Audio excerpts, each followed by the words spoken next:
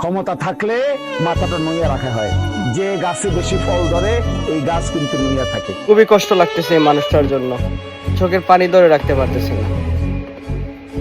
মানুষটা তো আসলে আসছিল দিরাইশালা মানুষকে একটি ভালো পথ দেখাতে, তো এইভাবে মানুষটাকে বেজ্জত করা ঠিক হয় নাই।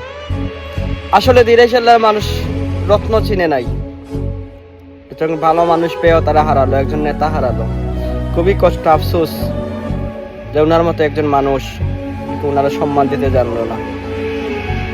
ওনার কিসের অভাব ছিল? ওনাদের টাকা পয়সা কোনো কিছুর অভাব ছিল না।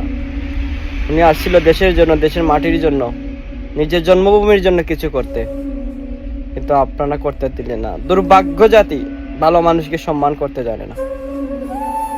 যাই হোক, আল্লাহ ভরসা।